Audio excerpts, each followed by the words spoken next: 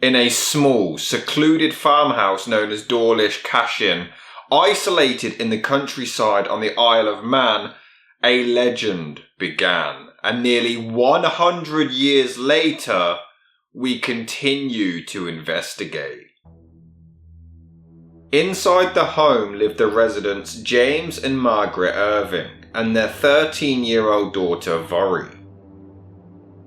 In September of 1931, the family began hearing bizarre noises inside the house, resembling persistent scratching, rustling, and vocal sounds coming from beneath the home's wooden wall panels. The family described these sounds as something similar to a ferret, a dog, or even a baby. The noises kept the family up at night, leading to them setting up traps to attempt to catch the culprit to no avail. At one point, James claimed to have spotted an orange striped cat resembling a tiger, and he fired a shotgun at the creature but missed before giving chase until the bizarre animal vanished into a field. But things began to escalate when the sounds turned into an actual voice.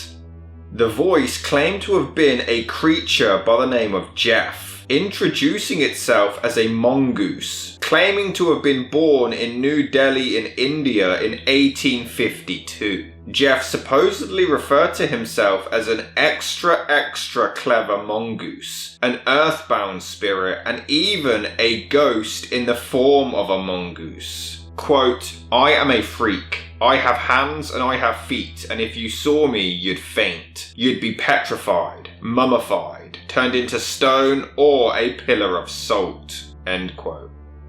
The creature reportedly could speak in several different languages, could sing, and would steal objects from surrounding farms. He would also supposedly eavesdrop on the locals and report all of the latest gossip back to the Irving family. Quote, "It could sing and dance and had an intimate knowledge of various makes of motor cars and took a great interest therein and in flying, and often spent days studying the latest machines, could play ball, coughed in a manner which was absolutely human, had killed 118 rabbits but was careful not to do so out of season, was something of an arithmetician and could transform itself into a cat." End quote. The voice was reportedly 2 octaves above the human voice and was described as being very clear and distinct. The family would also claim to have eventually seen this creature, describing it as being the size of a small rat, with yellowish fur and a large bushy tail.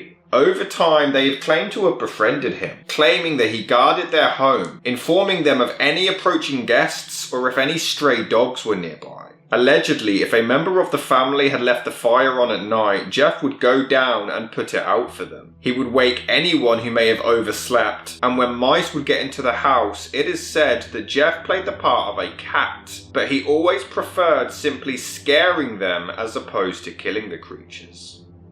The family admitted to leaving out biscuits, chocolates, and bananas in a saucer that they suspended from the ceiling, which Gef supposedly took when he thought that nobody was looking. They claimed that he accompanied them on trips to the market, but would always remain hidden on the other side of the hedges, though he would continue to talk to them incessantly during the walk.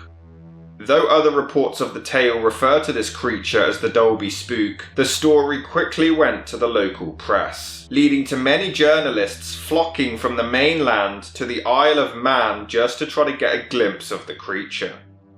Several witnesses, both local and otherwise, claimed to have actually heard Gef's voice, and 2 even reported to have seen him. One reporter on the case wrote, quote, "The people who claim it was the voice of the strange weasel seem sane, honest and responsible folk, and not likely to indulge in a difficult, long, drawn-out and unprofitable practical joke to make themselves the talk of the world." End quote.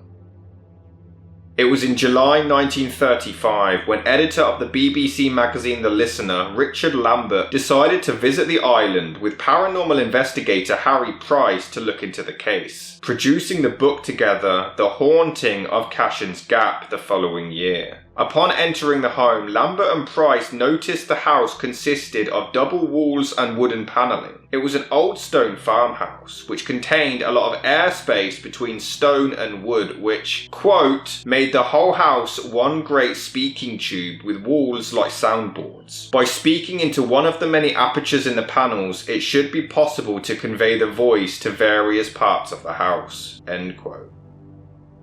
Though the duo attempted to report the story objectively, they did their absolute best to avoid admitting that they believed the family's claims, which is when James Irving provided the only physical evidence of Gef the Talking Mongoose. There were certain stains on the wall which the family claimed to have been caused by Gef. Irving also provided hair samples which were sent to biologist Julian Huxley, who in turn passed them on to naturalist F. Martin Duncan, who was convinced that they belonged to a dog, most likely the family's sheepdog Mona. Despite this, Harry Price wasn't actually opposed to the notion of Gef's existence. Quote, I argued to myself that there might be something in it. After all, talking animals are fairly common in print. The pages of 1001 Nights and scores of books on mythology are full of talking beasts, which are human in everything but shape. Today, the Australian natives believe that the wild dog has the power of speech. The bear in Norway is regarded as almost a man. Even in physical research, talking animals are not unknown. Who has not heard of the Elberfeld horses, Mohammed Zarif, Hanshin and Barter? Certainly, these equine wonders spoke with their hooves and not with their mouths, but they made themselves understood just the same. Then there was Rolf, the Mannheim talking dog, the Briarcliff thinking pony, and many others, and we have all kept talking parrots. End quote. The family were undeterred by the lack of activity during the duo's visit, later claiming that Gef simply didn't appear because Lambert didn't believe in him. There were also paw prints in plasticine as well as supposed tooth marks, all of which Irving claimed to have been caused by Gef. These were passed along to Reginald Pocock of the Natural History Museum to investigate, but they strangely couldn't be matched to any known animal. There was an unusual disparity between the front and rear paws, with the front measuring 8 to 10 centimeters, which was rather large for a creature that was only 30 centimeters itself in length, but it did perfectly match the Irving's description of Gef. It was confirmed that there was no known animal that matched the paw size compared to the proportion of the rest of its body, though Pocock did concede they could have been conceivably made by a dog, but maintained that they could not have been caused by a mongoose. The family also provided photographs supposedly of Gef, but these too have mostly been discarded, potentially also being their dog. Professor of Psychology Richard Wiseman stated, quote, Price and Lambert were less than enthusiastic about the case, concluding that only the most credulous of individuals would be impressed with the evidence of Gef, end quote. Furthermore, research officer for the International Institute for Physical Research, Nandor Fodor, stayed at the Irvings' home for a week and never saw or heard any signs of the famous mongoose, though he believed that there was more of a psychological theory at hand, possibly that the sounds of Gef stemmed from James Irving and a potential split personality. Some psychic investigators were convinced that Gef was a poltergeist or some other kind of supernatural being, while others were convinced that it was entirely a hoax, possibly orchestrated by the couple's daughter Vori. A reporter for the Isle of Man Examiner claimed to have actually caught her making the noises at one point, and it was her father who tried to convince him that it was actually coming from somewhere else. There are some reports of Vori being a skilled ventriloquist, so a common consensus is that she pulled this trick, which was then hyped up by her other family members. Media scholar Jeffrey Scott stated, quote, this extra clever mongoose was an imaginary companion created by the Irvings' extra clever daughter, end quote. It was in 1937 when Sir Cecil Levita began informing his colleagues and boss that Richard Lambert was no longer fit to be on the board of the British Film Institute, describing him as being off his head, as he was supposedly considering the possibility of Gef's existence. This led to Lambert filing a lawsuit against Levita for slander, and despite Sir Stephen Tallant's attempt to dissuade him from continuing the legal action, he persisted and won, receiving £7,600 in damage, which was a huge amount for a slander lawsuit at the time. This was due to a BBC memo proving that Lambert's career truly had been threatened by the poor reputation caused by Levita.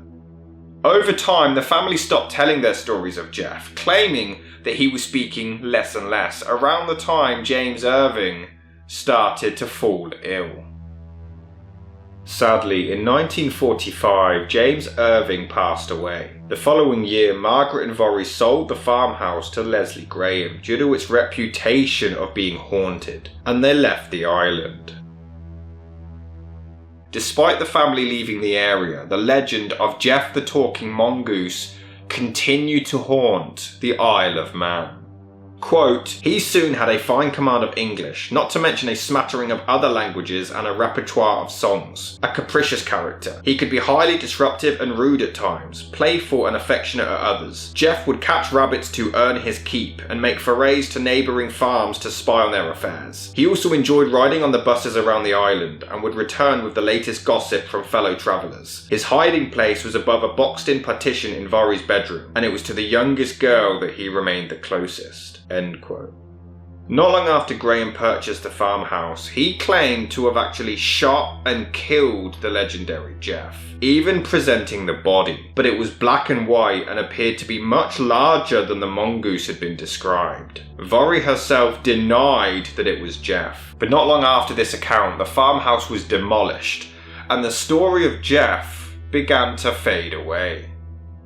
It was in 1970 when journalist Walter McGraw managed to actually track down Vorry Irving, who was now 52 years old, and he even managed to get an interview with her. Quote, I was shy, I still am. Gef made me meet people I didn't want to meet. Then they said I was mental or a ventriloquist. Believe me, if I was that good, I would jolly well be making money from it now. Gef was very detrimental to my life. We were snubbed. The other children used to call me the spook. I had to leave the Isle of Man, and I hope that no one where I work now ever knows the story. Gef has even kept me from getting married. How could I ever tell a man's family about that? End quote. Once asked if Gef really was a talking mongoose, Vorry responded with, quote, I don't know. I know he was a very small animal, about 9 inches to a foot long. I know he talked to us from the wainscoting. His voice was very high-pitched. He swore a lot. At first, he talked to me more than anyone. We carried on regular conversations. End quote.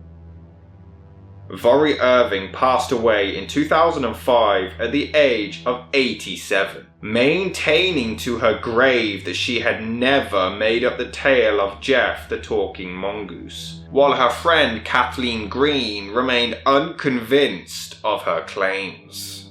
There were 3 girls of us decided we would go and see what's the spook about. It was a lovely moonlight night. So we went from the bottom of Glenmay Hill up a little lane to the house.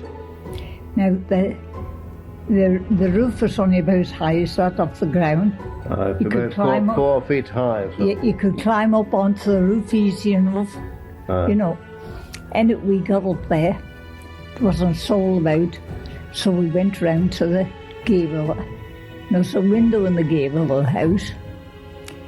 So we listened in there, the 3 of us were listening in there.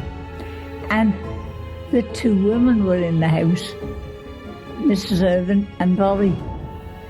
And they were thrown what looked like an ordinary tin box. And they were catching it, you know, it's making a big bang. Yeah. Then the other one was throwing it and she was catching it, and another big bang. And laughing, you know. Yeah. Having their own sort of fun, you know. Yeah. Anyway, at all. The next salute, we heard Mrs. Irving singing Jerusalem the Golden. Yeah. It's a hymn. Yes, I know it. Do you know it? Yeah. Well, it must have been me, I think, that laughed out loud. And we heard Vorry say, hush, mother, there's somebody at the door, there's somebody about. So we 3 went straight away round knocked at the door. Yeah. We've come to see the spook. Oh, he's just been out. Oh, has he? Yes. And Willie Quirk's sister was the talker. She said, what was he doing? He was singing Jerusalem the Golden. So we sat there, and we sat. And Mrs. Irving was sitting in a rocking chair, and she was pushing the rocking chair back and just touching the wall with it. And she said, there he is. He's about enough. Yeah. And there's those three fools sitting there, you know. Then a bit later on, she pushed her foot along the line. Oh, he's still about. Yes, he'll be out any time now. Well, we sat and we sat. And he didn't come.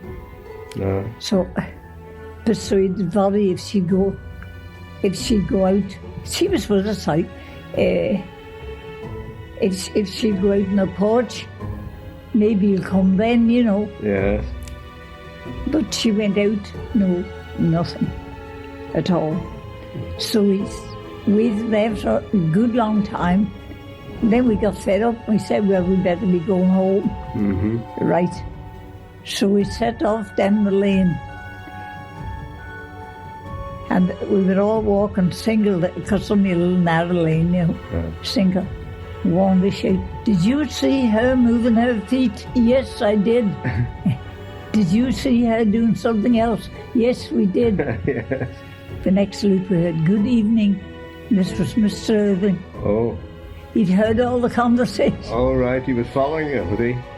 He was coming home. Oh, he was coming the other way. He was coming the other way, and he must have been hearing all our shouting, you know, because we were shouting to each other, you know, right, all the way down. So that was like, so I said, well, that was proof enough that there was no such a thing. Valerie Irving took the truth to her grave, while the rest of the world continue looking back at this incredibly bizarre story and have no choice but to continue seeking answers.